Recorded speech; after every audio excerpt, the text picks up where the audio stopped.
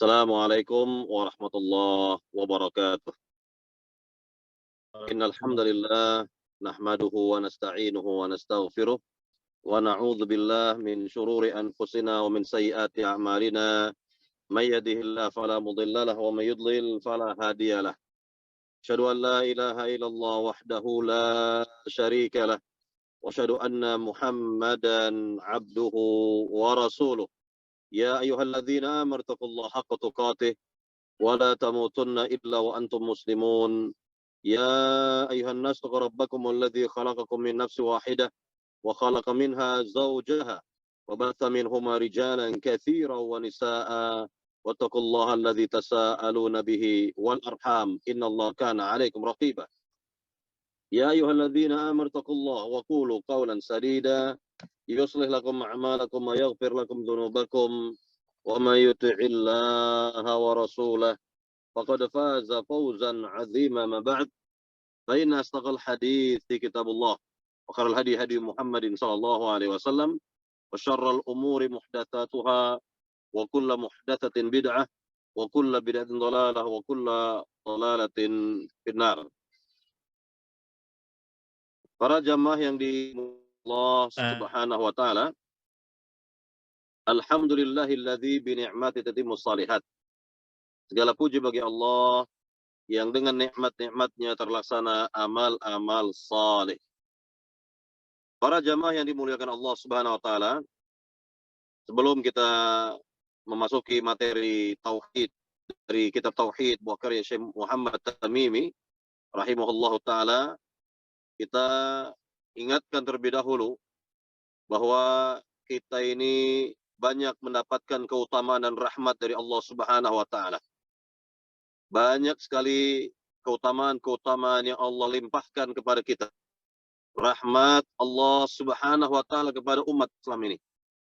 Maka kewajiban kita adalah bersyukur dan bersyukur, kemudian bergembira atas keutamaan dan rahmat Allah Subhanahu wa taala.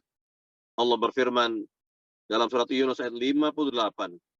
Dalam surat Yunus ayat 58. Qul bifadlillahi wa birahmatihi fabidzalika falyafrahu huwa khairum mimma yajma'un.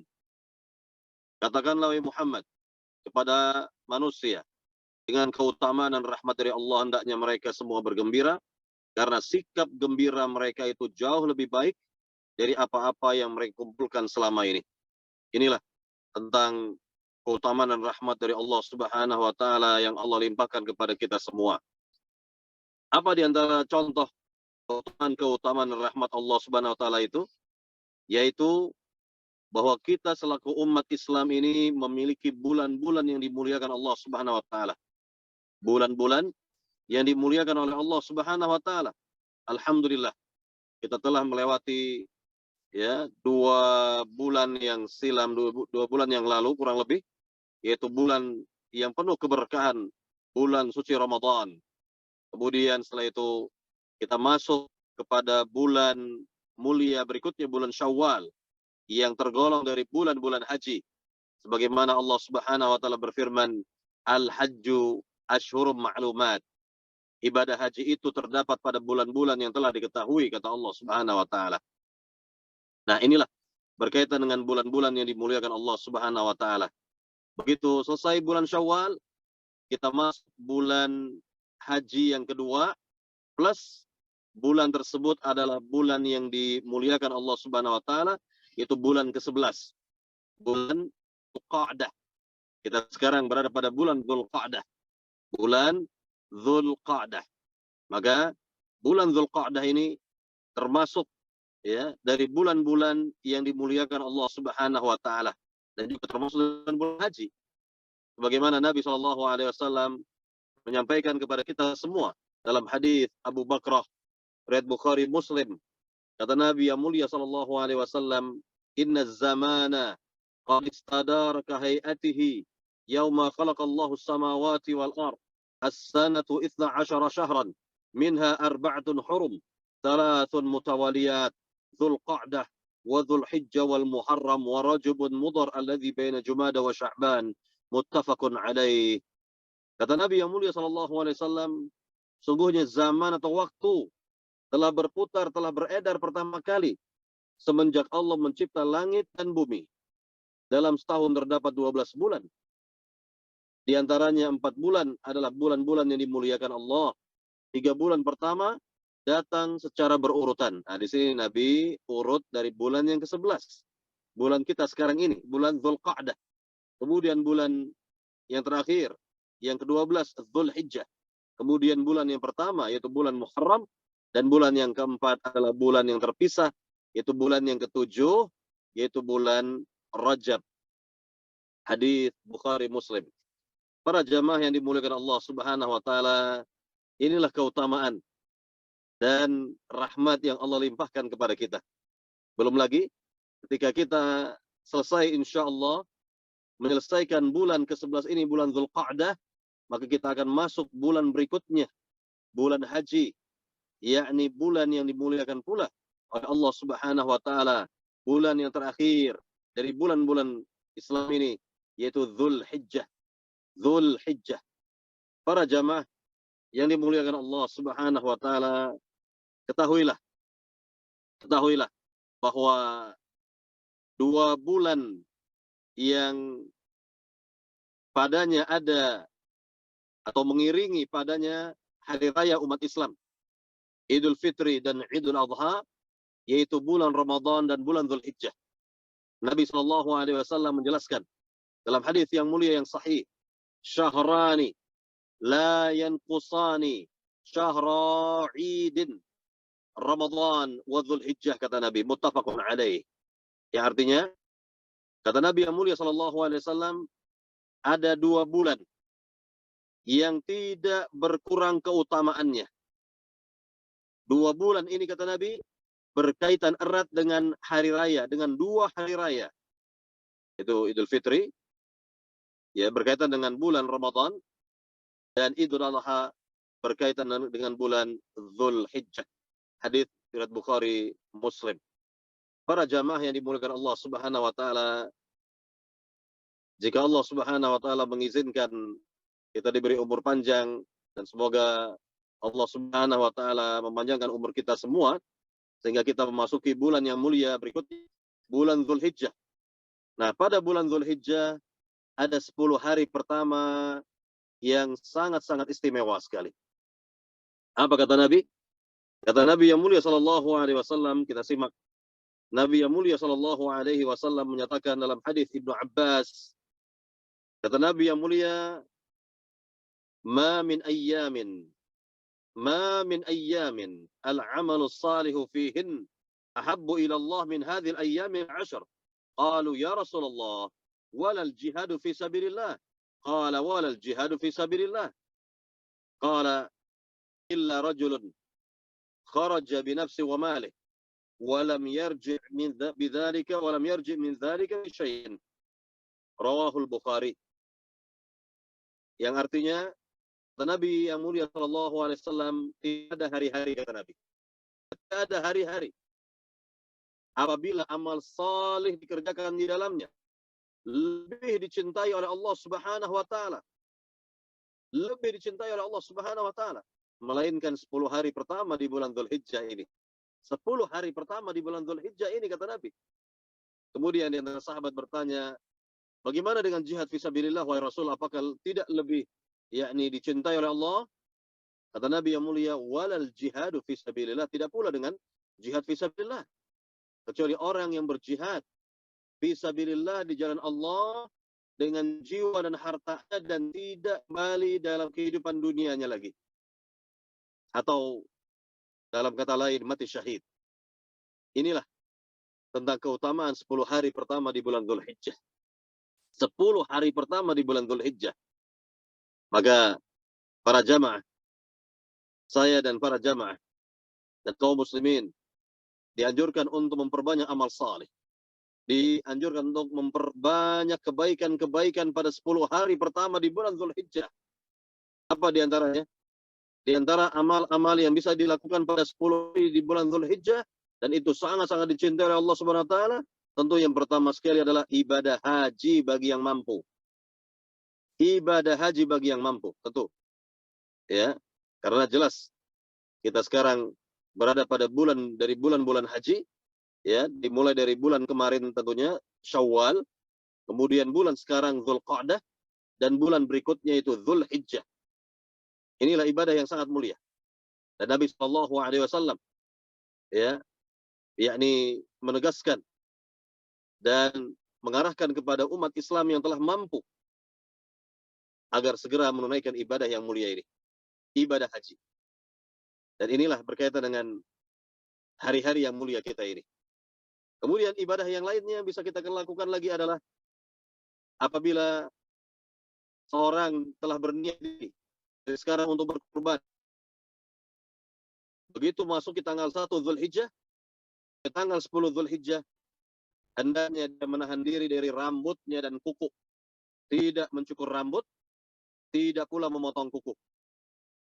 Ya, Nabi yang mulia sallallahu alaihi wasallam menjelaskan dalam hadis yang mulia, "Idza dakhalatil 'ashr wa arada ahadukum ay yudhhiya, fala yamas min sya'ri wa bashari syai'an."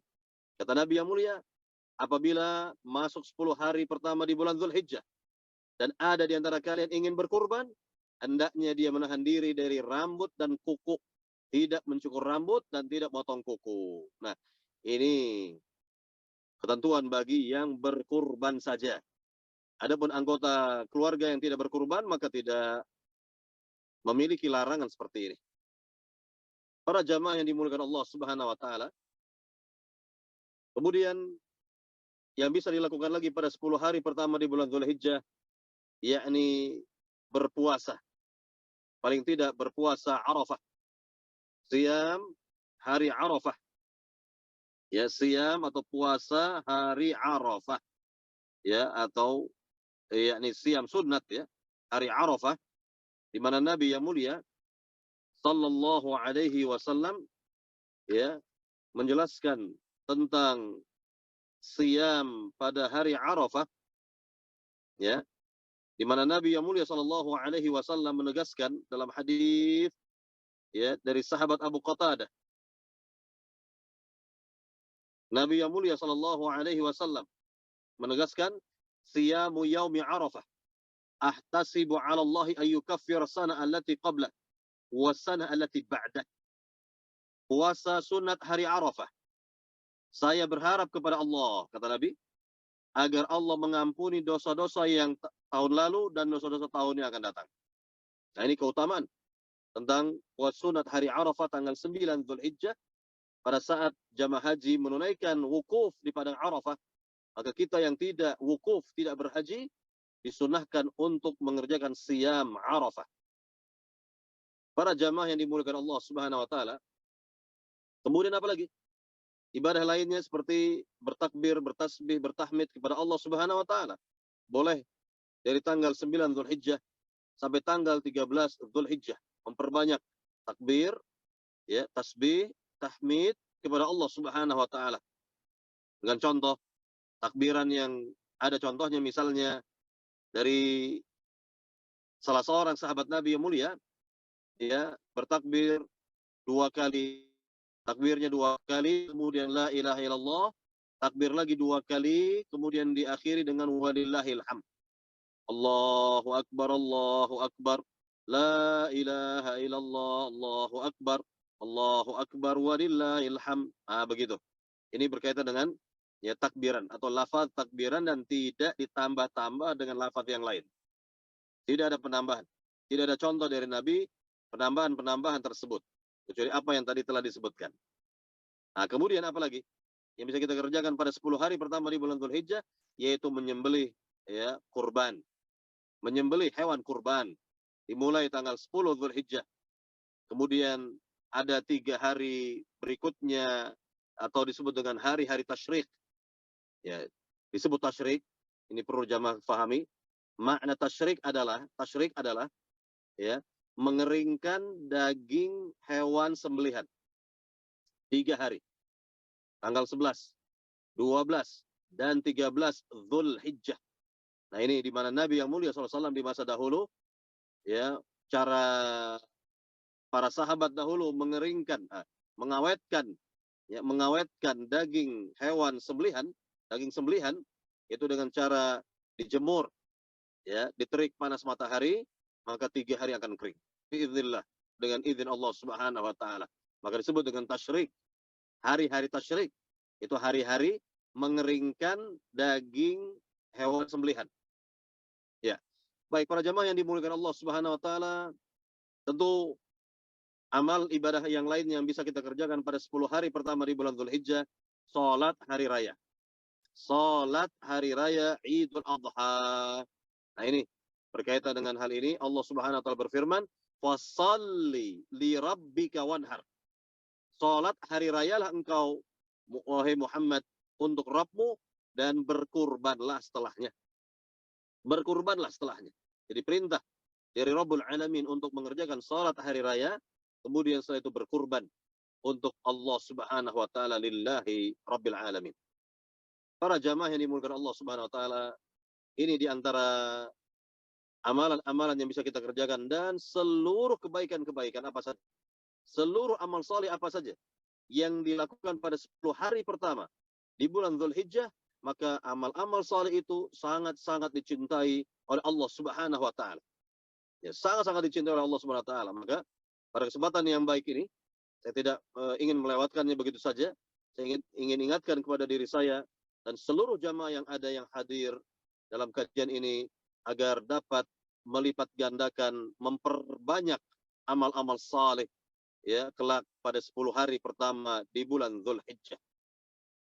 Para jamaah yang dimuliakan Allah Subhanahu wa taala, inilah sedikit ya berkaitan dengan bulan-bulan yang dimuliakan Allah Subhanahu wa taala, bahwa kita telah mendapatkan keutamaan-keutamaan yang banyak dari Allah dan rahmat dari Allah Subhanahu wa taala agar kita dapat mensyukurinya dan bergembira atasnya, berbahagia atasnya.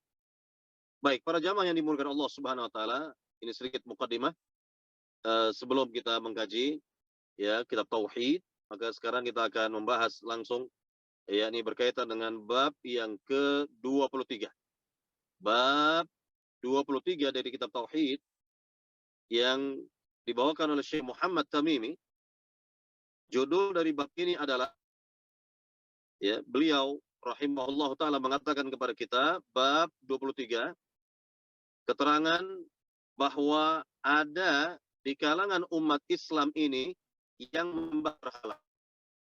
Jadi beliau rahimahullah taala mengingatkan kepada diri kita bahwa ada di antara Islam, ada di antara umat Islam ini yang ternyata berbuat syirik kepada Allah Subhanahu wa taala. Ada di antara umat Islam ini yang menyembah berhala. Wal'iyadzubillah. Nah, inilah judul dari bab yang dibawakan oleh Syekh Muhammad Tamimi. Beliau ingin menjelaskan sekali lagi bahwa umat Islam mestinya umat yang bertauhid kepada Allah Subhanahu wa taala. Maka dinyatakan di sini bahwa ada di antara umat Islam ini yang berbuat syirik kepada Allah Subhanahu wa taala, atau di antaranya menyembah berhala. Para jamaah yang dimuliakan Allah Subhanahu wa taala, berkaitan dengan berhala ya, makna berhala ya, ini maknanya luas sekali.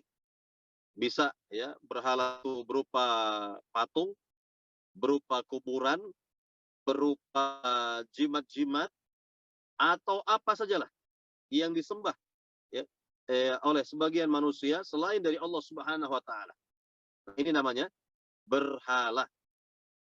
Ya, namanya adalah berhala. Jadi berhala itu maknanya sangat luas sekali.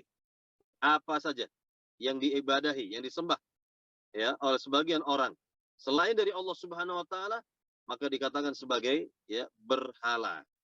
Nah, jadi ini yang ingin dijelaskan oleh Syekh Muhammad Tamimi, bahwa ada di antara umat Islam ini ternyata menyembah berhala, ya, berbuat syirik kepada Allah Subhanahu wa taala. Baik, para jamaah yang dimuliakan Allah Subhanahu wa taala, ada beberapa dalil dibawakan oleh Syekh Muhammad Tamimi dalam bab yang ke-23 ini. Dari ayat Al-Qur'an ada kurang lebih 3 ayat, dan dari hadis ada kurang lebih 3 hadis. Nah, kita akan jelaskan pada pagi hari ini berkaitan dengan dalil-dalil yang menjelaskan bahwa ada di antara umat Islam ini yang berbuat syirik kepada Allah Subhanahu wa taala. Maka ini sebagai kritikan ya, sekaligus sebagai kritikan kepada siapa saja yang mengatakan kok zaman sekarang membahas tauhid. Kok zaman sekarang yang sudah canggih teknologi ini masih saja membahas tauhid. Nah, inilah jawabannya. Mengapa kita membahas tauhid? Dikarenakan ada di antara umat Islam ini masih berbuat syirik kepada Allah Subhanahu wa taala. Tidak paham bahwa apa yang dikerjakannya, apa yang diperbuatnya ternyata perbuatan syirik. Yakni bahkan syirik besar di antaranya. Bahkan syirik besar wal iyaz billah.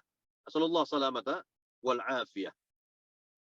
Para jamaah yang dimuliakan Allah Subhanahu wa taala, kita lihat dalil yang pertama yang terdapat dalam surat An-Nisa ayat 51. Ya, boleh dibuka.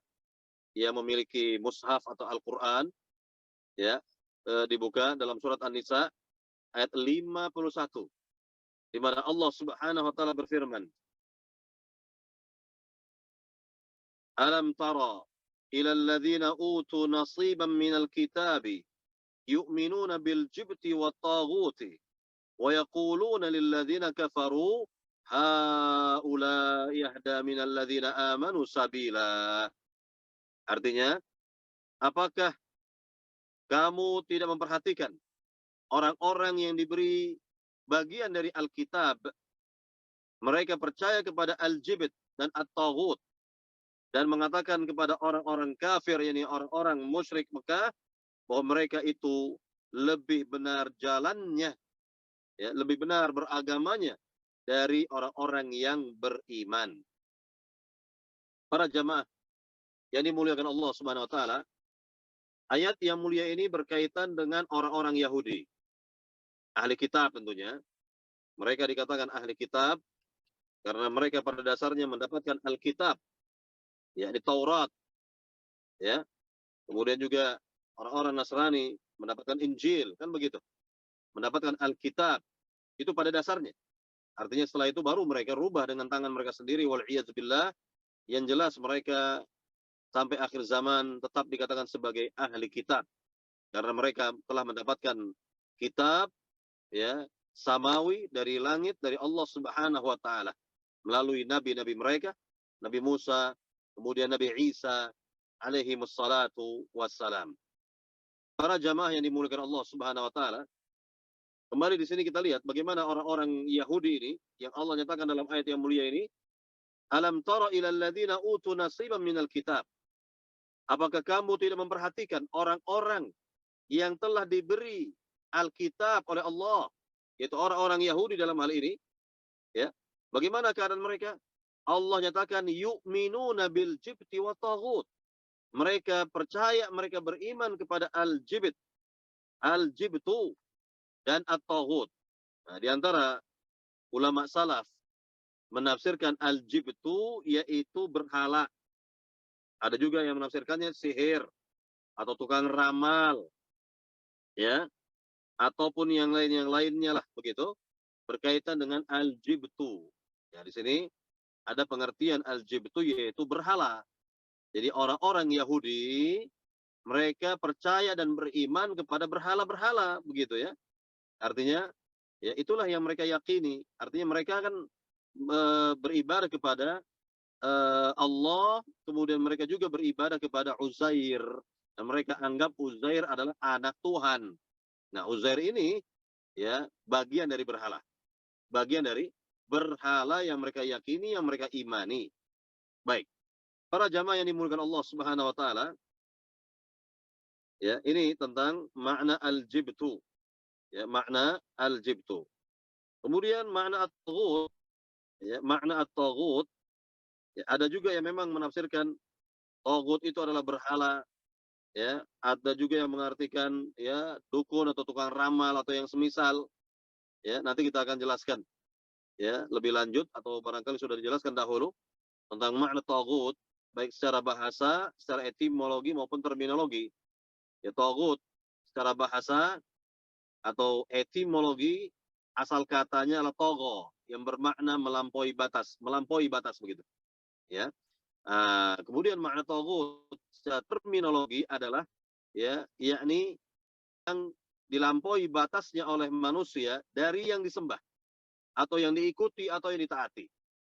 Atau yang ditaati. Ini makna taghut. Ini yang dilampaui batasnya, ini seorang yang dilampaui batasnya, ya, yakni dari yang disembah atau yang diikuti atau yang ditaati. Dan taghut itu ada 5. Penjelasan dari Syekh Muhammad At-Tamimi rahimahullah, bahwa taghut yang pertama yang paling atas adalah iblis. Ya, adalah iblis. Kemudian taghut yang kedua di bawahnya yaitu seorang yang, ya, yakni mengaku, ya, atau orang yang mengajak orang lain untuk menyembah dirinya. Seorang yang mengajak atau mendakwakan orang lain untuk menyembah dirinya seperti Fir'aun contohnya. Nah, yang ketiga, seorang yang dirinya disembah oleh orang lain dan dia senang. Nah, dia senang begitu. Nah, ini taghut yang ketiga. Taghut yang keempat, siapa saja yang, ya, yakni meyakini, mengetahui perkara gaib, ya, mengetahui perkara gaib dan seterusnya. Nah, ini juga taghut. Dan yang kelima yang terakhir ini secara global, itu siapa saja yang berhukum dengan selain hukum Islam, ya, bukan berasal dari Al-Qur'an atau bukan berasal dari hadis Nabi yang sahih.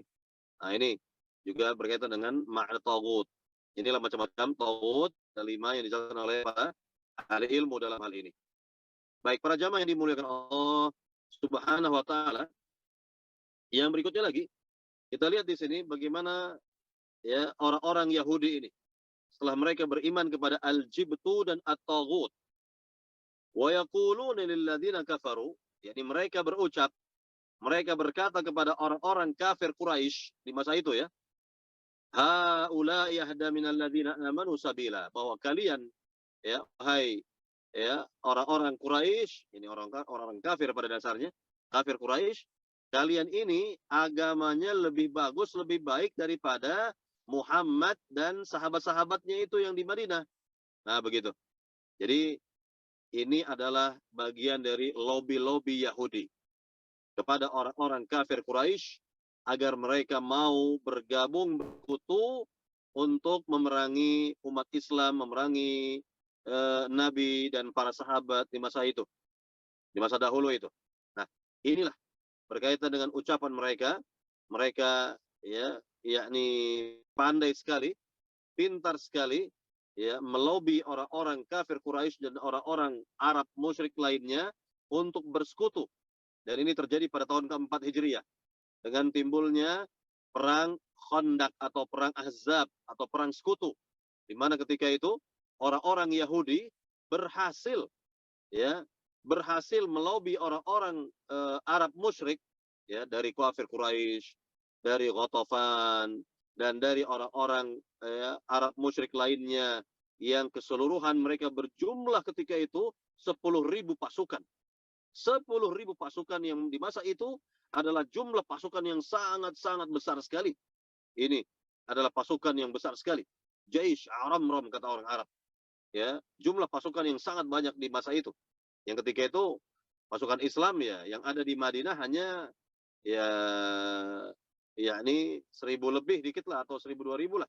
Yakni tidak sampai menandingi pasukan musuh, pasukan sekutu dari musuh itu. Nah, inilah berkaitan dengan, yakni lobi-lobi Yahudi di mana mereka mengatakan kepada orang-orang kafir Quraisy, haula'i ahda minal ladzina amanu sabila, bahwa kalian, ya, cara beragama kalian jauh lebih baik daripada cara beragamanya Muhammad dan teman-temannya itu, kata mereka. Nah, ini di sini disebutkan tentang orang-orang Yahudi. Pertanyaannya, mana disebutkan orang Islam? Kalau tadi, ya, kembali kita kepada judul dari bab ini, yaitu ada di antara umat Islam yang berbuat syirik, ada di antara umat Islam yang beribadah kepada berhala-berhala, begitu, yang menyembah berhala. Mana umat Islam pada ayat yang mulia ini? Nah, disinilah yang perlu kita fahami di sini, ya, ada sebuah kaidah diambil oleh para ulama, dijadikan kaidah besar oleh para ulama. Apa itu kaidahnya? Sebuah dalil, ingat, sebuah dalil, ya, baik itu Al-Qur'an atau hadis Nabi yang secara khusus berbicara tentang ahli kitab, Yahudi atau Nasrani, maka dalil tersebut secara umum berlaku bagi umat Islam. Bayangkan. Ya. Ini yang perlu kita garis bawahi. Boleh dicatat oleh para jamaah. Kaidah ini berbunyi, suatu dalil atau sebuah dalil, baik itu ayat Al-Quran maupun hadis Nabi yang sahih begitu, yang secara khusus berbicara tentang ahli kitab, maka dalil tersebut secara umum berlaku bagi umat Islam. Berlaku bagi umat Islam. Bayangkan. Jadi, kalau dikatakan di sini bahwa orang-orang Yahudi mereka beriman kepada al-jibtu, yakni berhala, maka ini secara khusus ayat ini menunjukkan tentang ya yakni perbuatan orang-orang Yahudi atau apa yang mereka yakini, yaitu beriman kepada al-jibtu, yaitu berhala. Maka ayat ini juga dapat diberlakukan kepada umat Islam. Kalau ada di antara umat Islam yang kelakuannya mirip seperti orang-orang Yahudi, maka kita bisa buktikan. Kita bisa buktikan di zaman sekarang. Ya, ada di antara umat Islam ternyata percaya dengan berhala. Contoh, bisa kita lihatlah. Di antara umat Islam yang percaya dengan jimat-jimat. Bukankah jimat-jimat itu bagian dari berhala? Ya, pengertian dari berhala. Ini banyak ya. Di antara umat Islam yang meyakini, mempercayai, beriman kepada jimat-jimat mereka itu. Yang diyakini bahwa jimat itu dapat memberikan keselamatan, dapat memberikan yakni keselamatan, ya, selamat dari musibah, selamat dari ini, dari itu, dan lain sebagainya. Nah, inilah yang diyakini oleh sebagian orang dan mereka jelas memiliki jimat. Mereka memiliki jimat. Ya, wal'iyadzubillah. Atau di antara umat Islam misalnya datang kepada kubur keramat. Kubur-kubur keramat, ya, kubur para sunan, kubur para wali, para kiai dan yang semisalnya, dan meminta-minta kepada penghuni kubur, itu artinya menjadikan kuburan sebagai berhala. Itulah berhala di zaman sekarang. Yang kita lihat di zaman sekarang ini. Atau contohnya lagi, di antara umat Islam, ya, di antara umat Islam, mereka mempercayai adanya pohon, ya, keramat misalnya, pohon-pohon keramat. Itu pun berhala. Itu pun berhala. Ya, dan lain sebagainya. Lain sebagainya, banyak sekali. Macam-macam berhala. Dan itu diyakini oleh sebagian dari umat Islam. Ini menunjukkan bahwa umat Islam jelas ada yang berbuat syirik kepada Allah Subhanahu wa taala, ada di antara mereka yang menyembah berhala, beribadah kepada berhala itu, meyakininya dan mengimaninya, wal iyadzubillah. Nasallallahu salamata wal afiyah. Bahkan kita lihat ya, di antara orang-orang yang punya jimat, benda-benda yang mereka katakan sakti, ya, memiliki kekuatan dan seterusnya. Ini mereka menggantungkan hidupnya kepada benda-benda seperti itu.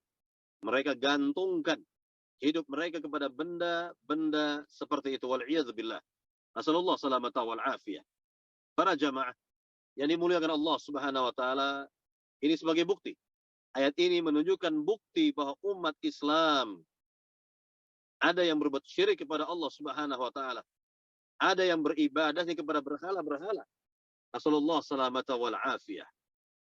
Para jamaah yang dimuliakan Allah Subhanahu wa taala, jadi sekali lagi, ayat ini jelas-jelas menunjukkan hal yang seperti itu. Ayat ini, ya, menunjukkan bahwa umat Islam ada di antara umat ini yang berbuat syirik kepada Allah Subhanahu wa taala. Baik. Sekarang kita lihat dalil yang kedua. Dalil yang kedua yaitu firman Allah Subhanahu wa taala yang terdapat dalam surat Al-Maidah ayat 60. Dalam surat Al-Maidah ayat 60 di mana Allah Subhanahu wa taala berfirman, "Qul hal unabbi'ukum bisyarri min dzalika mathubatan 'inda Allah, man la'anahu Allah wa ghadiba 'alaihi wa ja'ala minhumul qiradata wal khanazir wa 'abada at-taghut."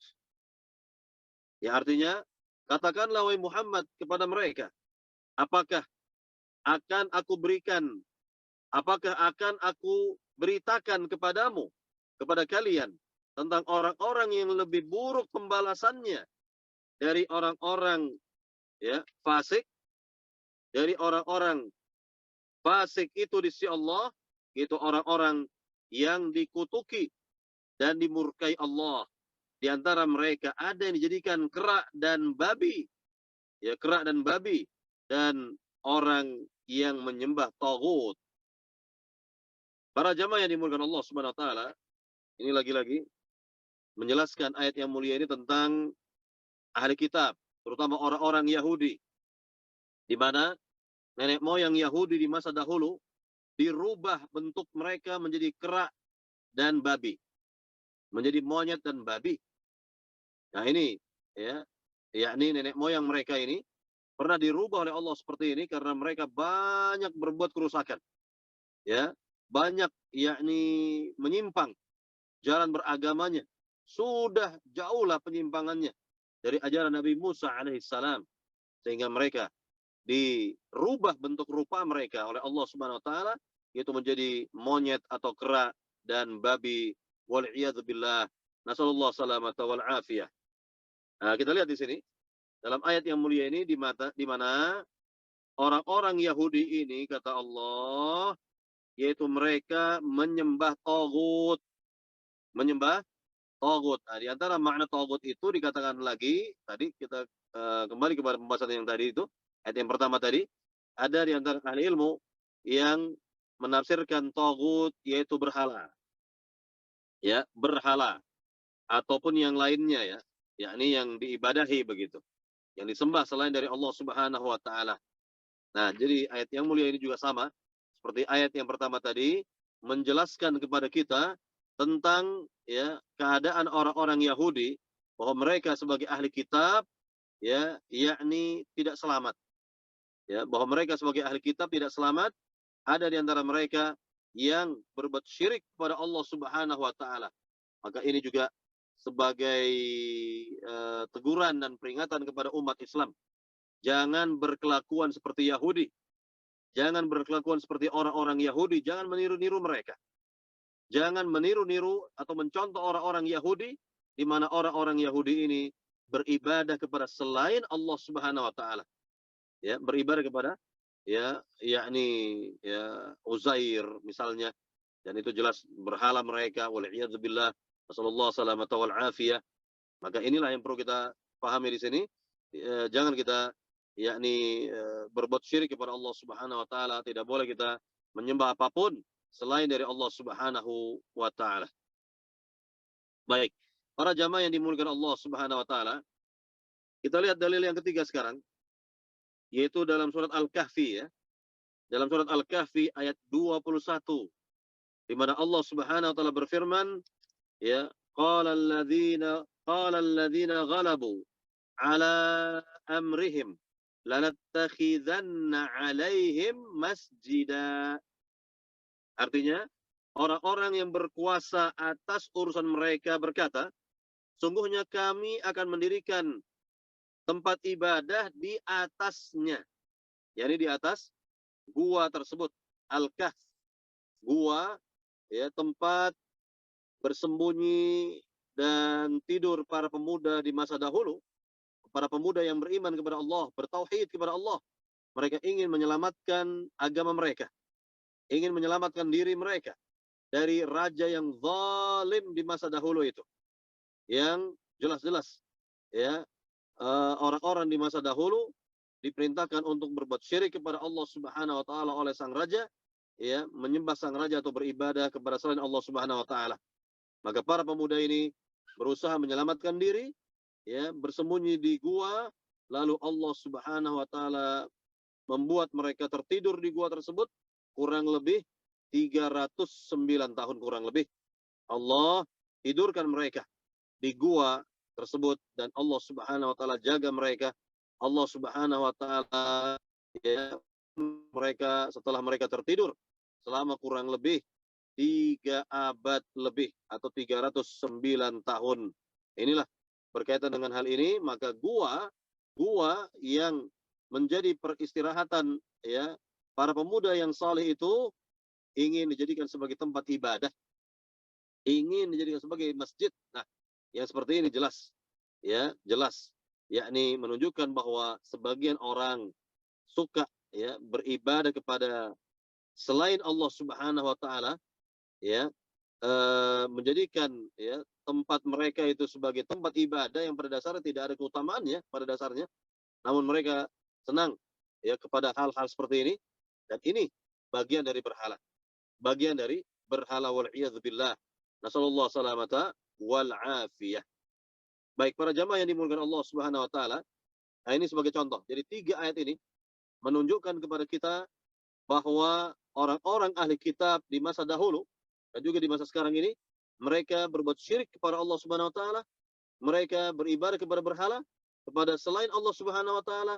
Kita lihat ya orang-orang Yahudi, selain mereka beribadah kepada Allah, mereka juga beribadah kepada Uzair. Mereka anggap Uzair anak Tuhan.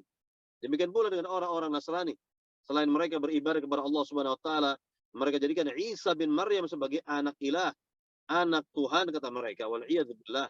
Nasallallahu salamata wal afiyah. Maka ini adalah yakni penyimpangan yang nyata. Karena Nabi Isa sendiri menyatakan dalam Al-Qur'an, ya. Apa kata Nabi Isa? Innallaha rabbi wa rabbukum fa'buduh. Hadza siratum mustaqim. Sungguhnya Allah adalah Rabbku dan Rabb kalian. Maka beribadahlah hanya kepada Allah saja. Beribadahlah hanya kepada Allah saja. Fa'buduh. Hadza siratum mustaqim. Ini adalah jalan yang lurus. Yani ini adalah tauhid. Ya, ini adalah tauhid. Ini perkataan Nabi Isa yang Allah abadikan dalam Al-Quran. Innallaha rabbi wa rabbukum fa'buduh. Hadza siratum mustaqim. Sungguhnya Allah itu adalah Rabbku dan Rabb kalian. Hanya beribadahlah hanya kepada Allah saja. Dan inilah jalan yang lurus, yakni tauhid maknanya.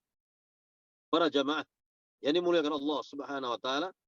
Nah, ini yang kita lihat dari 3 ayat yang mulia ini menunjukkan bahwa yakni secara khusus ahli kitab telah berbuat syirik kepada Allah Subhanahu wa taala, dan secara umum ada di antara umat Islam yang mengikuti jejak mereka, yang juga beribadah kepada selain Allah Subhanahu wa taala, berbuat syirik kepada Allah Subhanahu wa taala, ya, percaya dan yakin beriman kepada jimat-jimat, percaya dan yakin kepada yakni kubur keramat, pohon keramat, apa saja yang dikeramatkan oleh mereka itu, ya, atau di antara mereka menyembah ya atau taat sekali kepada kiainya, yang ketaatan ini telah keluar dari agama Islam, yang keluar dari agama Islam. Contoh ya, misalnya kalau ada di antara kiai ustadz mereka misalnya berani menghalalkan apa yang Allah haramkan, atau kebalikannya berani mengharamkan apa yang telah halal, kemudian diikuti saja oleh para jamaahnya.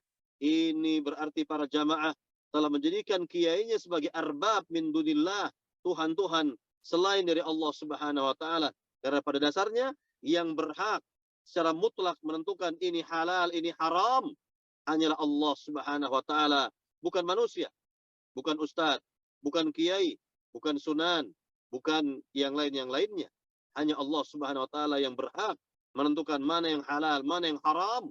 Maka ketika ada seseorang ya yang ucapannya, fatwanya diikuti padahal itu keliru, menyelisih Al-Quran, menyelisih hadits Nabi yang sahih, maka jelas-jelas orang ini telah dijadikan sebagai arbab min dunillah, Tuhan-Tuhan selain dari Allah Subhanahu wa taala. Wal billah.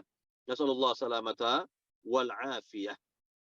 Para jamaah yang dimuliakan Allah Subhanahu wa taala, kita sekarang masuk kepada hadis Nabi yang pertama yang menjelaskan hal ini juga. Apa kata Nabi yang mulia dari sahabat Abu Sa'id radhiyallahu taala an, hadis Bukhari Muslim. Nabi sallallahu alaihi wasallam bersabda kepada kita, la tattabi'anna sunana man kana qablakum, hadzal qudzati bil qudzah, hatta law dakhalu hujra dabbin la dakhaltumuh.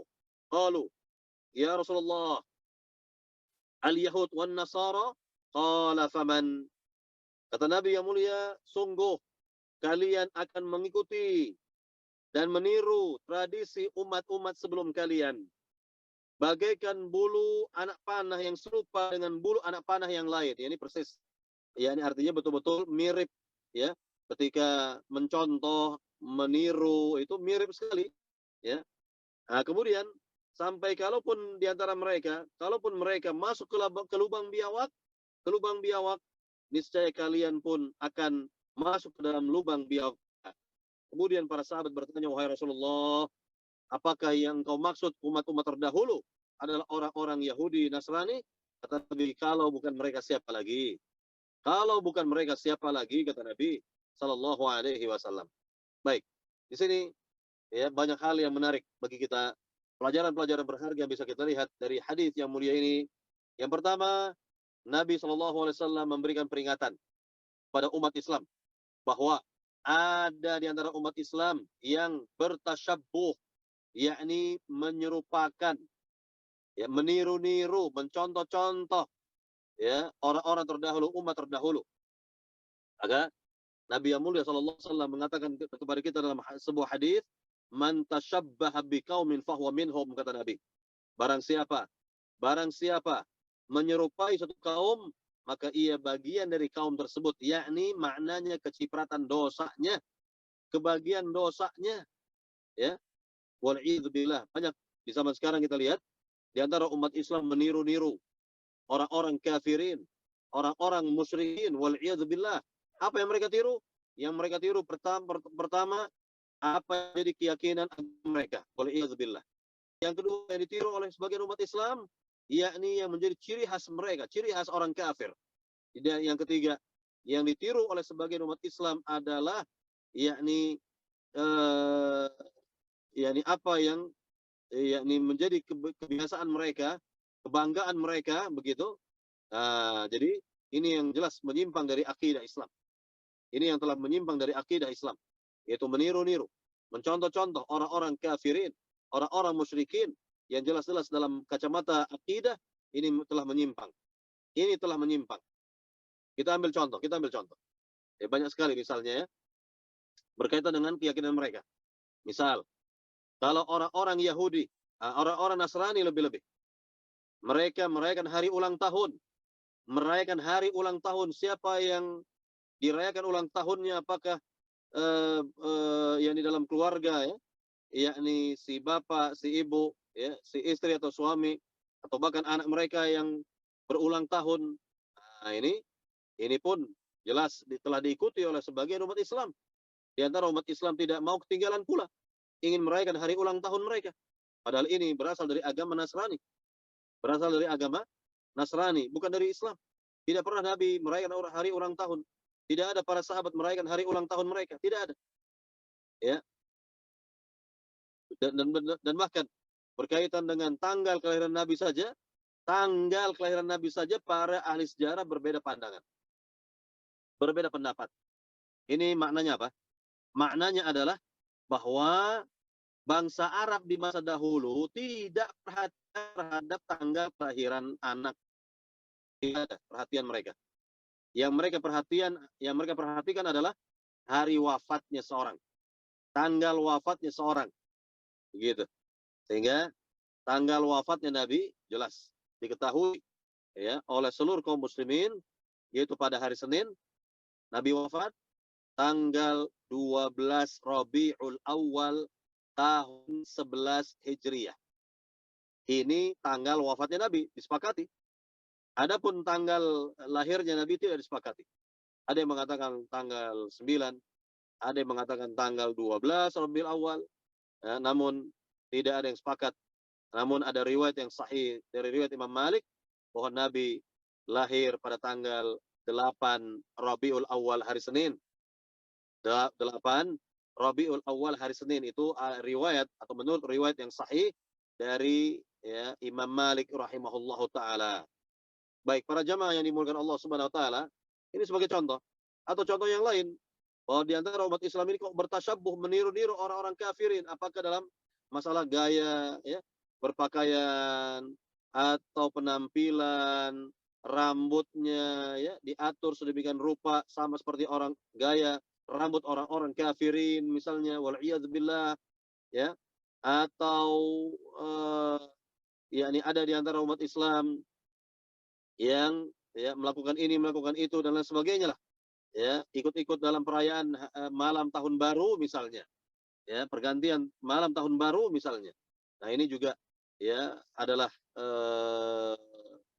yakni kelakuan sebagian umat Islam yang meniru-niru, mencontoh-contoh dari kelakuan orang-orang kafirin, orang-orang musyrikin, maka Nabi sudah memberikan peringatan yang seperti ini. Nabi memberikan peringatan yang seperti ini. Ya, kata Nabi yang mulia sallallahu alaihi wasallam, sekali lagi dalam hadis yang mulia ini, "Tatabi'anna sunana man kana qablakum shibran bisyibrin." Atau hadzwal qudzati bil qudzah. Dalam riwayat yang lain shibran bisyibrin, ya. Kata Nabi yang mulia sallallahu alaihi wasallam, sungguh kata Nabi, sungguh akan ada di antara umat Islam. Lihat, akan ada di antara umat Islam yang mengikuti, meniru-niru, mencontoh umat terdahulu. Ya, bagaimana itu? Yaitu kata Nabi bahwa bagaikan bulu anak panah yang sama dengan bulu anak panah lainnya, persis sama. Ya, yang dilakukan oleh Yahudi, Nasrani seperti itu, nah itu pula yang dilakukan oleh sebagian umat Islam seperti itu pula. Ya, persis sama, tidak ada beda. Ya, kalau kita lihat, wah ini ya apa yang dilakukan oleh orang Yahudi, apa yang dilakukan oleh orang Nasrani, seperti itu juga, kan begitu. Ya, contoh-contoh juga misalnya di antara orang Yahudi memiliki salam, ya, salam khusus bagi Yahudi.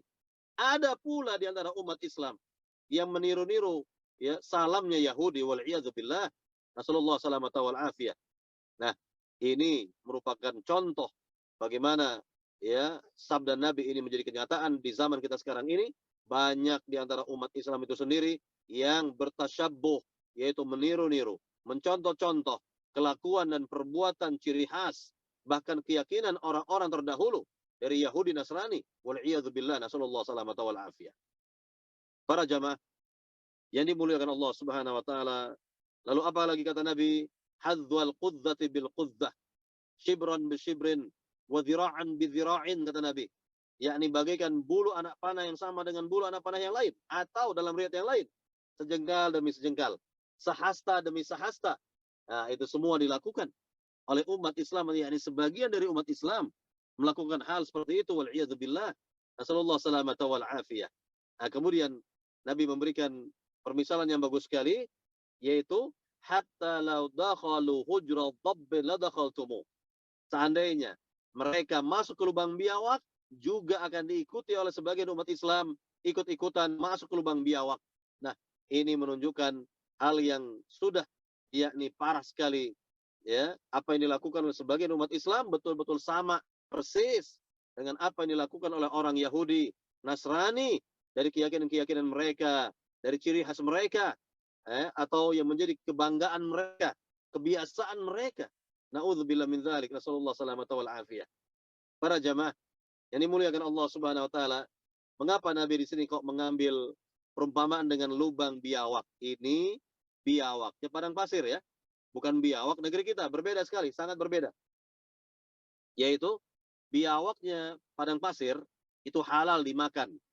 Halal untuk dimakan, dan alhamdulillah. Alhamdulillah, ya, saya pribadi 25 tahun yang silam telah mencoba makan daging, ya, biawak padang pasir, ya, digulai, ya, biawak padang pasir, ya, dan ini jelas halal karena biawak padang pasir hanya memakan atau mengkonsumsi rumput-rumput padang pasir. Adapun biawak negeri kita, ya, ini, ya, naudzubillah, bahwa biawak di negeri kita ini sudah tidak jelas makannya, bangkai mereka makan, dan seterusnya, ya, apapun dimakan oleh biawak yang ada di negeri kita ini. Jadi sangat berbeda antara biawak padang pasir dengan biawak yang ada di negeri kita ini. Baik, para jamaah yang dimuliakan Allah Subhanahu wa taala, mengapa Nabi mengambil perumpamaan dengan lubang biawak? Ini pertanyaan. Lubang biawak adalah lubang yang istimewa. Karena biawak kalau membuat lubang di tanah itu, di dalam tanah itu, ya, di bawah tanah itu, maka biawak padang pasir ini akan banyak membuat lubang-lubang palsu, lubang-lubang aspal, asli tapi palsu, yang akan mengecoh musuh-musuh, ya, musuh-musuhnya. Jadi itu tujuan dari si biawak padang pasir, membuat lubang-lubang di tanah itu dengan banyak sekali lubang-lubang palsu itu untuk mengecoh lawannya, mengecoh lawannya. Nah, hanya lubang yang asli yang dia ketahui. Asli, lubang yang asli. Ya, yang hanya dia yang mengetahuinya. Adapun yang lain tidak dapat mengetahui lubang yang asli yang dibuat oleh si biawak tadi. Nah, inilah berkaitan dengan Nabi SAW menggambarkan ya tentang ada di antara umat Islam ini yang bakal meniru, bakal mencontoh, bakal mengikuti orang-orang Yahudi, orang-orang Nasrani dari kebiasaan mereka, dari ciri khas mereka, dari apa yang menjadi keyakinan mereka. Nasallallahu salamata wal afiyah. Baik, para jamaah yang dimuliakan Allah Subhanahu wa taala, kemudian setelah Nabi SAW menjelaskan hal ini, ada di antara sahabat bertanya, "Wahai Rasul, ya apakah yang kau maksud dari umat-umat terdahulu itu adalah orang-orang Yahudi, orang-orang Nasrani?" Maka jawaban Nabi, "Faman." Kalau bukan mereka siapa lagi? Kalau bukan mereka siapa lagi, kata Nabi SAW. Baik, para jamaah yang dimuliakan Allah Subhanahu wa taala, ini dalil yang keempat atau hadis yang pertama yang kita lihat ya di pagi hari ini dari bab 23. Sekarang kita lihat dalil yang kelima atau hadis yang kedua, yaitu hadis Muslim dari sahabat Thauban ya. Dari sahabat Thauban bahwa Rasulullah sallallahu alaihi wasallam bersabda, "Innallaha zawaliyal arda fara'aitu masyariqaha wa magharibaha wa inna ummati sayablugh mulkuha ma zuyali minha wa u'titu al-kanzaini al-ahmar wal abyad wa inni sa'altu rabbi li ummati alla yuhlikaha bisanatin 'ammah wa alla yusallit 'alaihim 'aduwan min siwa anfusihim فيستبيح بيضتهم وإن ربي قال يا محمد إذا قضيت قضاء فإنه لا يرد وإني أعطيتك لأمتك ألا أهلكهم بسنة عامة وألا أسلط عليهم عدوا من سوى أنفسهم فيستبيحوا بيضتهم ولو اجتمع عليهم من بأقطارها حتى يكون بعضهم يهلك بعضا wa yasbi ba'duhum ba'dha, kata Nabi sallallahu alaihi wasallam. Ini hadis Muslim, riwayat Muslim dari sahabat Thauban radhiyallahu taala an, semoga Allah meridainya. Rasulullah SAW bersabda yang artinya, sesungguhnya Allah telah membentangkan bumi kepadaku, yakni Nabi diperlihatkan oleh Allah Subhanahu wa taala seluruh permukaan bumi, ya. Dan ini sangat mudah bagi Allah Subhanahu wa taala untuk memperlihatkan kepada nabinya seluruh permukaan bumi di hadapan nabinya langsung. Nah, kalau zaman kita sekarang ini mungkin dengan teknologi ya. Dengan teknologi kita bisa melihat seluruh permukaan bumi dari timur sampai barat kan begitu. Ya, dari belahan timur sampai baratnya begitu. Sekali lagi kita dengarkan di sini Nabi mengatakan, sungguhnya Allah taala membentangkan bumi kepadaku sehingga aku dapat melihat belahan timur dan belahan baratnya, kata Nabi. Dan sungguhnya umatku, kekuasaannya akan mencapai belahan bumi yang telah dibentangkan kepadaku itu. Dan aku diberi dua perbendaharaan, simpanan merah dan putih, yakni kelak akan, maknanya adalah akan mengalahkan ya kekuatan Romawi dan Persia begitu. Aku meminta kepada Tuhanku untuk umatku agar mereka jangan dibinasakan dengan paceklik yang berkepanjangan dan jangan dikuasakan kepada musuh selain dari kaum mereka sendiri sehingga musuh itu nantinya akan merampas seluruh negeri mereka. Lalu Tuhanku berfirman, wahai Muhammad, bila aku telah menetapkan suatu, maka ketetapan itu tidak akan dirubah lagi. Dan sungguhnya aku telah memberikan kepadamu untuk umatmu bahwa aku tidak akan membinasakan mereka dengan paceklik yang berkepanjangan dan tidak akan menjadikan seorang musuh berkuasa atas mereka, ini umat Islam, selain dari kaum mereka sendiri, yakni selain dari umat Islam itu sendiri yang akan berantem nanti, yang akan ya berkelahi nanti sama mereka, sehingga nantinya musuh itu akan dapat merampas seluruh negeri mereka, sekalipun manusia yang ada di seluruh belahan bumi berkumpul menghadapi mereka, ya, sampai umat Islam itu sendiri, sebagian mereka menghancurkan sebagian yang lain dan sebagian mereka menawan sebagian yang lain. Nah, inilah keterangan dari Nabi yang mulia Shallallahu Alaihi Wasallam dalam hadis yang mulia ini. Banyak sekali kita lihat pelajaran-pelajaran berharga dari hadis yang mulia ini. Pertama, Nabi Shallallahu Alaihi Wasallam telah menyatakan kepada kita bahwa umat Islam ini nanti akan menguasai seluruh belahan timur dan barat dari dunia ini. Artinya bahwa ini merupakan berita kenabian Rasulullah SAW. Apa yang Nabi sampaikan, apa yang Nabi kabarkan pasti terjadi. Pasti terjadi. Bahwa umat Islam nanti atau di kemudian hari, di akhir zaman, kelak akan dapat menguasai seluruh permukaan bumi ini. Akan dapat dikuasai oleh umat Islam. Dan ini adalah yakni berita yang sangat bagus sekali, positif sekali bagi umat Islam. Maka hendaknya kita optimis dalam dakwah ini. Optimis dalam dakwah ini. Bahwa dakwah inilah yang akan diberkahi oleh Allah Subhanahu wa taala, yang akan menyatukan dakwah tauhid inilah yang akan menyatukan umat Islam seluruhnya. Umat Islam akan bangkit lagi, umat Islam akan mulia lagi, umat Islam akan jaya kembali, umat Islam akan menguasai seluruh belahan dunia ini, baik timur dan baratnya. Sebagaimana yang Nabi lihat, Nabi diperlihatkan oleh Allah Subhanahu wa taala bahwa seluruh permukaan bumi ini dari timur sampai barat akan dikuasai oleh umat Islam, dan ini akan terjadi nanti di masanya. Adapun masa-masa kejayaan umat Islam dahulu, masa-masa kemuliaan umat Islam dahulu, itu hanya sebahagian kecil dari kemuliaan yang Allah berikan kepada umat Islam. Adapun kemuliaan yang sangat besar nanti Allah wujudkan kepada umat Islam atau untuk umat Islam. Tentunya sekali lagi, umat Islam kembali kepada tauhidnya, umat Islam kembali kepada Al-Qur'annya, umat Islam kembali kepada hadis Nabi-Nya yang sahih, umat Islam kembali kepada pemahaman para sahabat, agar umat Islam ini mendapatkan kemuliaan lagi, kejayaan dari Allah Subhanahu wa taala, dapat menguasai belahan bumi ini, timur dan barat dikuasai oleh umat Islam.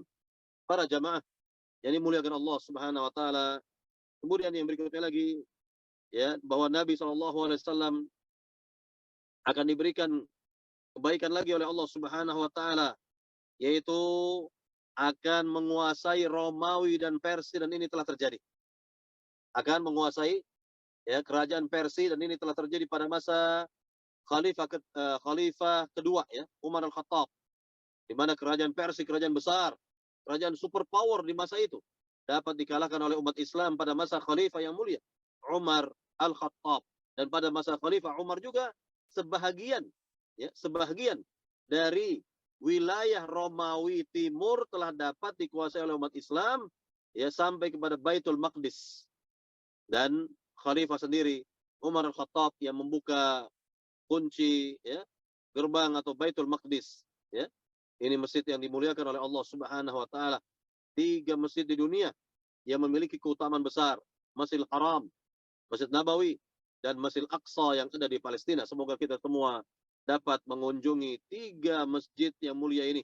Amin amin ya rabbal alamin. Para jamaah yang dimuliakan Allah Subhanahu wa taala, kita lihat kembali di sini dalam hadis yang mulia bahwa Nabi telah berdoa kepada Allah agar umat Islam tidak dibinasakan pertama oleh sebab paceklik yang berkepanjangan. Ini Allah kabulkan. Permintaan yang kedua dari Nabi agar umat Islam tidak dikalahkan, tidak dapat dikalahkan oleh musuh-musuh mereka, dan juga Allah telah kabulkan. Tidak akan mungkin musuh-musuh jika mereka bersekutu, bersatu untuk menghancurkan umat Islam, tidak akan bisa. Tidak akan bisa untuk selama-lamanya. Karena Allah telah menjanjikan hal ini kepada Nabi SAW. Namun, ini yang menyedihkan bagi umat Islam, bahwa umat Islam akan dapat porak-poranda, umat Islam akan dapat hancur oleh perkelahian di antara mereka. Perseteruan di antara umat Islam itu sendiri, satu dengan yang lain, saling berkelahi, satu dengan yang lain, saling menuding dan lain sebagainya. Inilah yang dimanfaatkan sekarang di zaman sekarang ini oleh musuh-musuh Islam, bagaimana umat Islam ini berkotak-kotak, bagaimana umat Islam ini bergolong-golong, dapat diadu di antara mereka, dapat diprovokasi di antara mereka, dan juga agar umat Islam ini jauh dari agamanya, jauh dari tauhidnya, jauh dari Al-Qur'annya, jauh dari hadis Nabi-Nya, jauh dari pemahaman para sahabatnya, jauh dari agamanya yang benar, sehingga umat Islam ini mudah sekali diporak-porandakan dihancurkan atau dikuasai oleh musuh-musuh kaum muslimin, dikuasai oleh musuh-musuh kaum muslimin. Wal'iyadzubillah. Nasallallahu salamata wal afiyah. Dan inilah ya kenyataan di zaman kita sekarang ini, ya, bahwa tidak ada negeri-negeri dari kaum muslimin yang memiliki sumber daya alam yang melimpah, melainkan negeri tersebut menjadi incaran musuh-musuh kaum muslimin, musuh-musuh umat Islam, orang-orang kafirin, orang-orang musyrikin. Wal'iyadzubillah. Nasallallahu salamata wal afiyah. Dan ini harus difahami di sini oleh seluruh umat Islam. Harus bangkit umat Islam, ya, harus bangun umat Islam dari tidurnya, harus kembali kepada Qur'annya, harus kembali kepada hadis Nabi yang sahih, harus kembali kepada pemahaman para sahabat. Barulah umat Islam akan kembali jaya, akan kembali mulia dengan izin Allah Subhanahu wa taala. Nah, kemudian para jamaah yang dimuliakan Allah Subhanahu wa taala, yang lainnya, ya, dijelaskan oleh Nabi sallallahu alaihi wasallam, kalau di antara umat Islam ini sudah saling, ya, menyerang, di antara umat Islam saling memusuhi, saling bermusuhan dan sebagainya, maka inilah ya letak kehancuran umat Islam, kehancuran kaum muslimin, ya, dan inilah kelemahan umat Islam, bahwa mereka, ya, mau diadu domba, bahwa mereka mau diprovokasi, mudah sekali diadu domba dan diprovokasi. Wal'iyadzubillah. Nasallallahu salamata wal afiyah.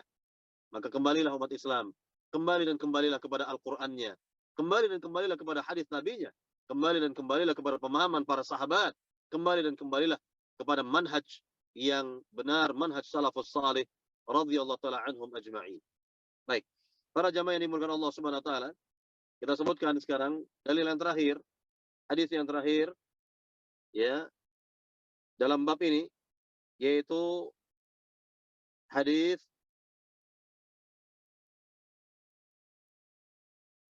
yang dikatakan di sini oleh Nabi yang mulia sallallahu alaihi wasallam, wa inna ma akhafu ala ummati al-a'immah al-mudillin, wa idza waqa'a 'alaihim as-sayf lam yurfa' ila yaumil qiyamah wa la taqumu as-sa'ah hatta yalhaq hayy min ummati bil musyrikin wa hatta ta'budu fi'am min ummati al-awthan wa inna sayakunu fi ummati kadzdzabuna 30 kulluhum yaz'um أنه نبي وأنا خاتم النبيين ولا نبي بعدي ولا تزال طائفة من أمتي على الحق منصورة لا يضرهم من خذلهم حتى يأتي أمر الله تبارك وتعالى. Artinya, ya, dan aku khawatirkan, dan yang aku khawatirkan terhadap umatku adalah tiada lain adalah para pemimpin yang menyesatkan, ya, para pemimpin yang menyesatkan. Dan apabila pertumpahan darah telah menimpa umatku, maka tidak akan berakhir sampai hari kiamat, kata Nabi. Kiamat tidak akan terjadi sebelum ada di antara umatku yang mengikuti orang-orang musyrik dan beberapa kelompok dari umatku menyembah berhala. Nah, lihat di sini, Nabi katakan, ya, akan ada di antara umatku, kata Nabi, yang jelas-jelas menyembah berhala, ya. Dan sungguhnya akan ada di antara umatku 30 pendusta yang semuanya mengaku diri sebagai nabi. Nah, ini, ya, jadi hal yang wajar, ya, yakni berita kenabian Nabi ini jelas menjadi kenyataan dari zaman dahulu. Setelah Nabi wafat, banyak orang-orang mengaku diri sebagai nabi, ya. Setelah Nabi wafat itu, ya, nabi palsu tentunya. Ada Musailam al-Kadzdzab di Yamamah, ada Aswad al-Insi di negeri Yaman, ya, bahkan ada di Bogor, ya, beberapa tahun yang silam Ahmad Musaddiq, ya, Ahmad Musaddiq, ya, ini dari Bogor ini, nabi palsu dari Bogor ini, dan juga dari negeri-negeri yang lainnya terdapat nabi-nabi palsu. Wal'iyadzubillah. Seperti juga Mirza Ghulam Ahmad, ya, Mirza Ghulam Ahmad yang mengaku diri sebagai nabi setelah Rasulullah sallallahu alaihi wasallam, dan yang lainnya. Baik, para jamaah yang dimuliakan Allah Subhanahu wa taala, kita lihat kembali di sini, ya. Kata Nabi yang mulia, padahal aku adalah penutup para nabi. Betul, bahwa Rasulullah SAW adalah khatamun nabiyyin, khatamul anbiya, penutupnya para nabi, ya. Kemudian, sungguh pun demikian akan tetap ada dari umatku segolongan yang tegak membela yang hak dan mendapat pertolongan Allah mereka tidak tergoyahkan oleh orang-orang yang menghinakan mereka sampai datang keputusan Allah tabaraka wa taala. Baik, para jamaah yang dimuliakan Allah Subhanahu wa taala, inilah ya berkaitan dengan keterangan Nabi yang mulia sallallahu alaihi wasallam. Yang pertama, Nabi khawatirkan tentang atas umatnya ini para tokoh, para pemimpin, para ya yakni eh, orang-orang yang dijadikan sebagai tokoh lah begitu atau pemimpin yang menyesatkan umat Islam, menyesatkan kaum muslimin, yakni mengarahkan umat ini kepada syirik misalnya, mengarahkan umat ini kepada bid'ah-bid'ah misalnya, mengarahkan umat ini kepada perbuatan dosa dan maksiat misalnya. Wal'iyadzubillah. Nah, inilah yang sangat dikhawatirkan oleh Rasulullah yang akan menimpa umat Islam, dan ini telah terjadi. Ini terjadi di zaman kita sekarang ini. Banyak di antara tokoh, banyak di antara pemimpin itu yang mengarahkan umat Islam kepada syirik, kepada bid'ah-bid'ah, pada dosa dan maksiat. Wal'iyadzubillah. Nasallallahu salamata wal afiyah. Ya. Kemudian yang kedua, Nabi jelaskan apabila pedang telah diangkat ya di antara umat Islam ini berperang di antara mereka, maka terus akan tegak sampai kiamat tiba. Artinya yang seperti ini tidak akan yakni berhenti sampai kiamat tiba, kata Nabi Shallallahu Alaihi Wasallam. Ini menunjukkan apa? Bahwa kita harus hati-hati, ya.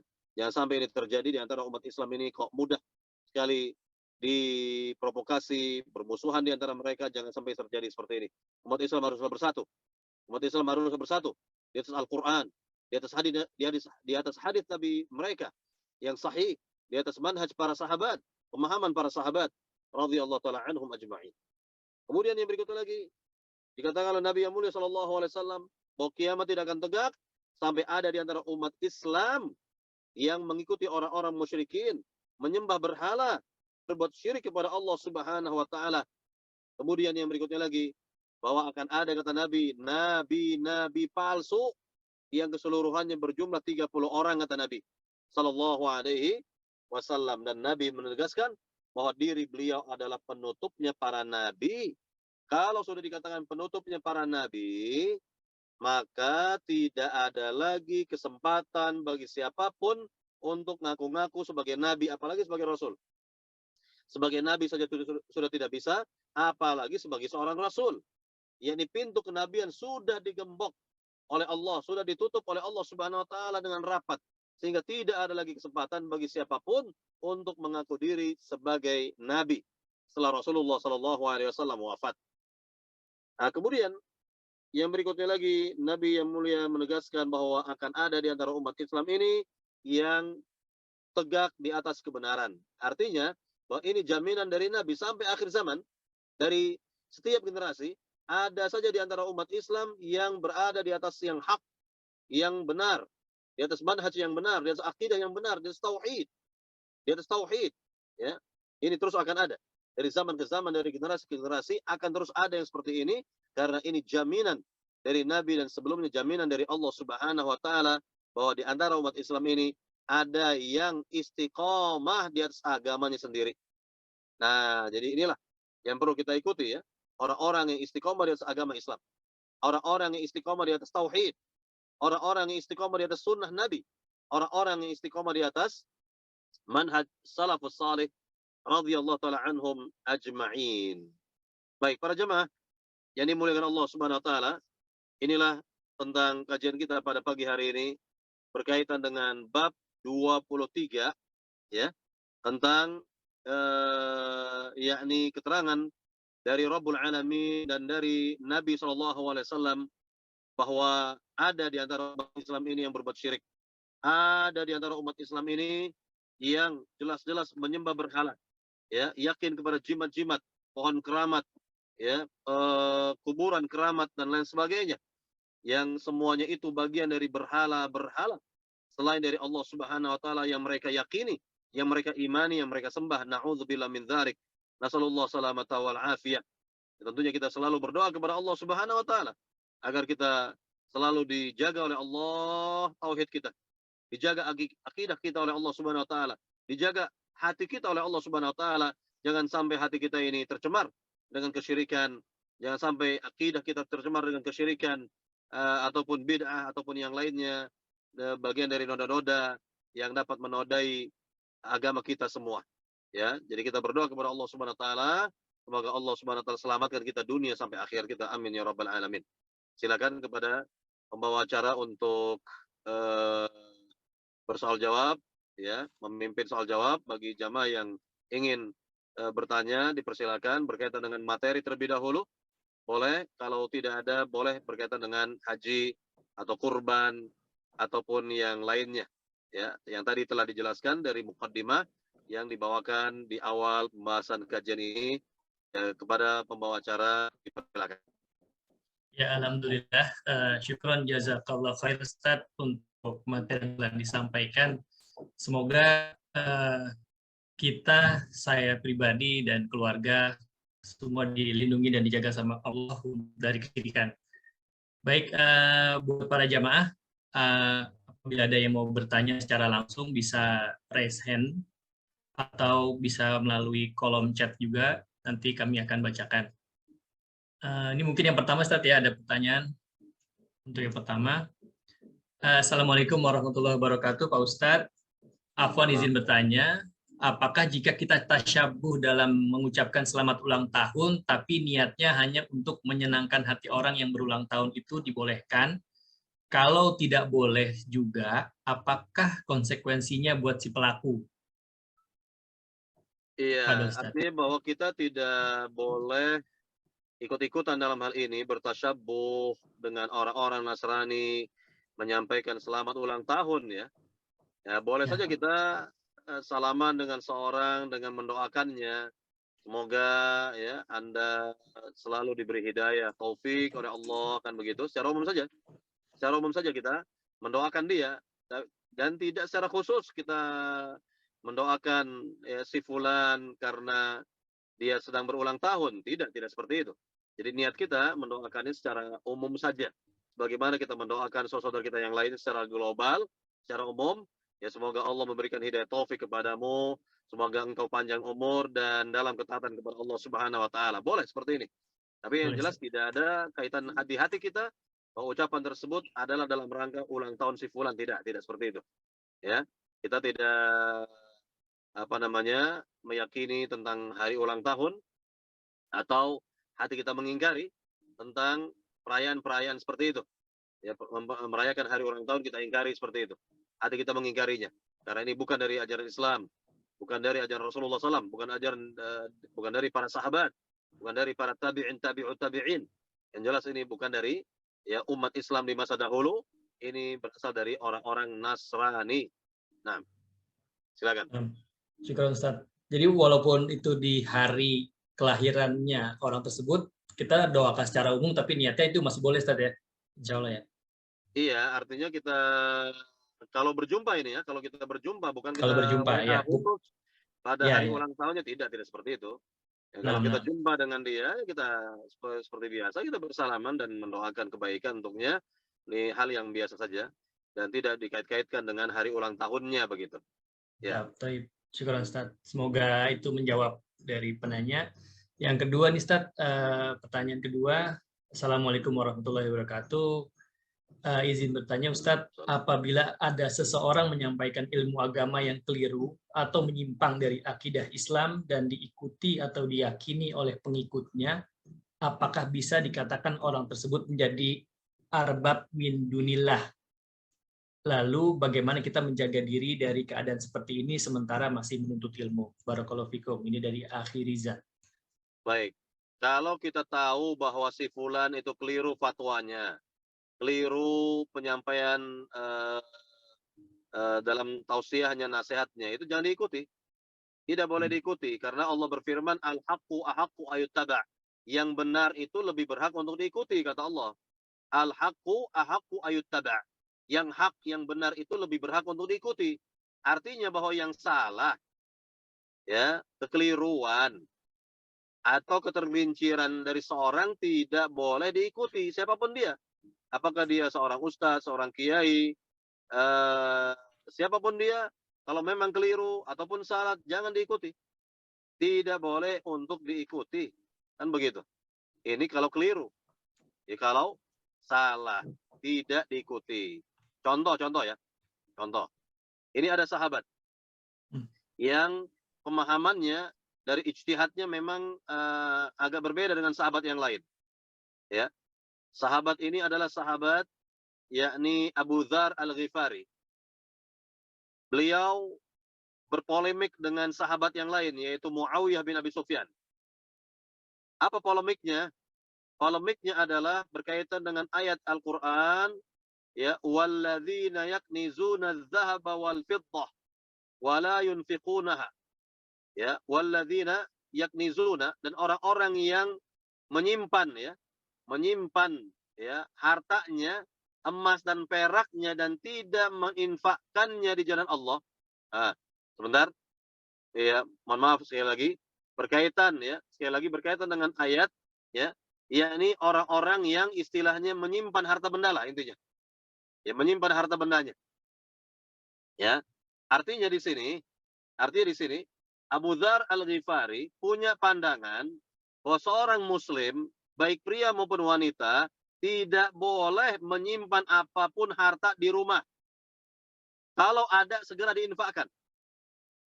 Segera diinfakkan. Apalagi ya kalau di zaman sekarang deposito, ya, punya tabungan itu nggak boleh. Menurut dia nggak boleh. Nggak boleh. Orang Islam itu nggak boleh punya harta sedikit pun juga yang disimpan di rumahnya atau di tempat yang lain seperti di bank, ya. Di zaman sekarang itu nggak boleh menurut dia. Tapi menurut, ya, sahabat yang lain, Muawiyah bin Abi Sufyan, boleh. Boleh umat Islam itu menyimpan harta, boleh saja. Ya, menabung boleh saja. Dan tentunya masalah ini menjadi menjadi polemik di masa itu, sehingga, ya, fatwa dari Abu Dzar ini menurut Muawiyah ini bisa menimbulkan kegaduhan ini nanti, bisa viral ini nanti, bisa gaduh umat Islam nanti. Makanya Abu Dzar ini dipanggil oleh, ya, Khalifah Utsman bin Affan. Ketika dipanggil, ya, dan tetap Abu Dzar berpendirian dengan, yakni, keyakinannya seperti itu, gitu ya. Maka Abu Dzar yang juga paham hal ini tidak ingin membuat umat Islam gaduh, ya, dengan fatwanya yang seperti tadi, maka dia minta izin kepada Khalifah Utsman untuk hidup menyendiri. Hidup di Robazah namanya, di suatu daerah namanya Robazah. Itu atas keinginan Abu Dzar sendiri, ya, bukan keinginan khalifah. Jadi nggak benar kalau dikatakan bahwa khalifah mengusir Abu Dzar dari negeri Madinah, nggak benar seperti ini. Jadi inilah, ya, fatwa beliau yang istilahnya tidak seperti kebanyakan para sahabat, ya. Jadi fatwa seperti ini tidak diikuti oleh sahabat-sahabat yang lain.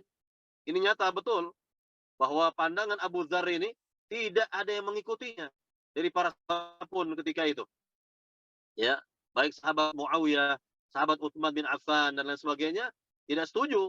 Tidak setuju dengan pendapatnya Abu Dzar Al-Ghifari ketika itu. Lihat, ya. Nah, inilah dalam beragama ini kita merdeka sebenarnya. Ya, ini tentunya dengan dalil, ya. Merdekanya itu dengan dalil, bukan dengan ikut fatwa. Fatwa itu bisa benar, bisa salah. Ya, kecuali yang berfatwa adalah Rasulullah Shallallahu Alaihi Wasallam. Nah, itulah yang wajib kita ambil. Ya, jadi setiap perkataan manusia bisa benar, bisa salah, kecuali pendapatnya Rasulullah Shallallahu Alaihi Wasallam. Bagaimana perkataan Imam Malik, kullu qaulin yu'khadhu wa yuraddu ila sahibi hadzal qabr. Setiap pendapat bisa benar, bisa salah, bisa diambil, bisa ditolak, kecuali pendapatnya Rasulullah Shallallahu Alaihi Wasallam. Begitu. Jadi itulah beragama kita, ya. Jadi beragama kita dengan dalil. Apa yang Allah firmankan, apa yang Nabi sabdakan, apa kata para sahabat, itulah cara beragama kita. Ya, bukan kata si A, si B, si C, bukan tanpa dalil, tapi yang kita ikuti dalil, ya. Makanya Imam Ahmad bin Hanbal mengatakan apa? La tuqallidni wala syafi'iyan wala malikiyan wala thawriya. Jangan taklid buta kepada diriku. Jangan taklid buta kepada Imam Syafi'i. Jangan taklid buta kepada Imam Malik. Jangan taklid buta kepada Imam Sufyan Ats-Tsauri. Namun ambillah dalil dari mana mereka mengambil dalilnya itu. Nah, yang kita pelajari, yang kita usahakan dalil, itulah yang kita ikuti. Ya, itu yang kita ikuti. Wallahu taala alam. Baik, silakan yang lain. Ya, syukur Ustaz. Pertanyaan selanjutnya ini dari Akhi Elismar. Ustadz, apabila ini baik lagi ke yang perayaan ulang tahun, Ustadz, apabila kami diundang perayaan ulang tahun ipar-ipar atau mertua, kami datang dan apakah kami berdosa gitu? Ya, tentu seperti ini jangan datang. Tidak boleh datang seperti ini. Kalaupun mau datang ya, kalau acara sudah selesai. Acara Ya. sudah selesai. Orang-orang sudah bubar. Kita datang tuh, ya. Store muka kepada mertua, siapapun dia, Ya. saudara atau family, karena acaranya sudah selesai, orang sudah bubar. Kira-kira begitu. Wallahu taala alam. Itu dalam mensikapinya ya. Tapi hukum asal tidak boleh datang. Hukum asal tidak boleh datang dengan acara-acara seperti itu. Ya, siapapun yang mengundang. Kalaupun terpaksa ya tadi, itu. Kalau acara sudah selesai, orang sudah bubar, ya tidak ada lagi acara ulang tahun, ya kita datang silaturahim. Tujuannya silaturahim kan begitu. Wallahu taala. Nah, silakan. Baik, syukur Ustaz. Ini pertanyaan selanjutnya, Ustaz, zikir doa Nabi Yunus 40 kali dan zikir hasbunallah wa ni'mal wakil 70 kali sesudah sholat subuh, apakah sesuai sunnah? Tidak ada yakni dikait-kaitkan dengan bilangan-bilangan tadi ya. Tidak dikaitkan dengan bilangan-bilangan tersebut. Kalaupun kita ingin berzikir secara mutlak, boleh saja dengan doa Nabi Yunus atau hasbunallah wa ni'mal wakil, kan begitu. Itu boleh saja secara mutlak saja. Tidak dikait-kaitkan dengan angka-angka tertentu, bilangan-bilangan tertentu.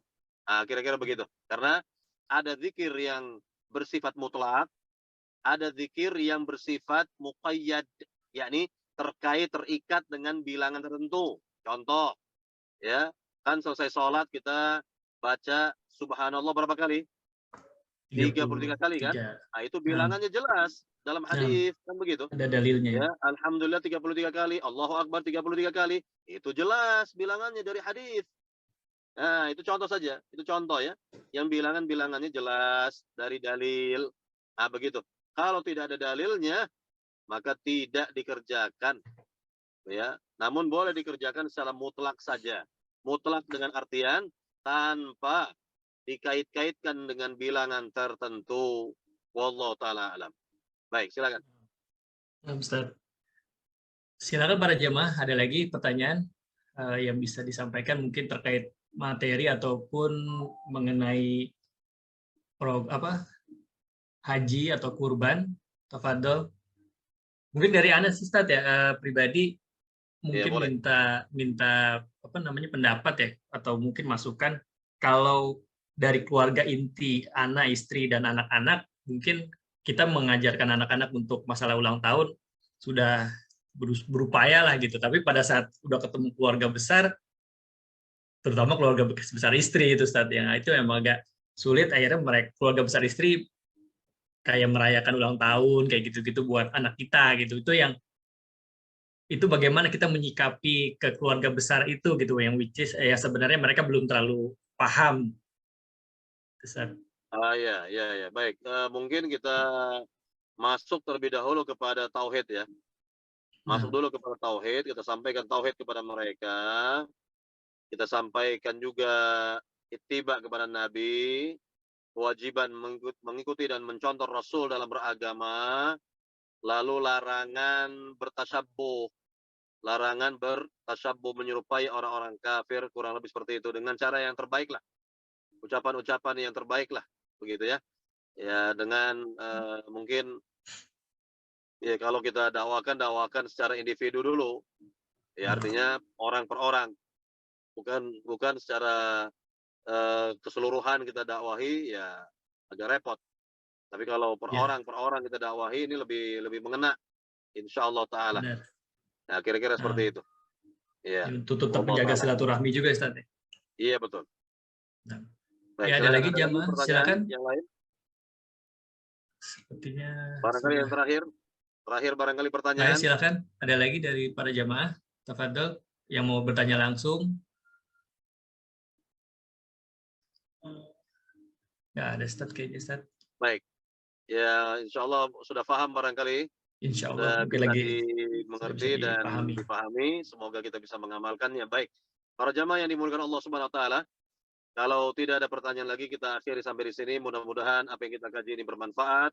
Amin. Semoga Allah Subhanahu wa taala selalu memberikan hidayah taufik kepada hati kita, selalu Amin, memberikan amin. hidayah tauhid dan sunnah di hati kita, dan semoga Allah Subhanahu wa taala wafatkan kita semua di atas tauhid dan sunnah Nabi SAW. Amin amin ya rabbal alamin. Amin. Kita akhiri dengan doa penutup majelis. Subhanakallahumma bihamdik, asyhadu an la ilaha illa anta, astaghfiruka wa atubu ilaik. Assalamualaikum warahmatullahi wabarakatuh.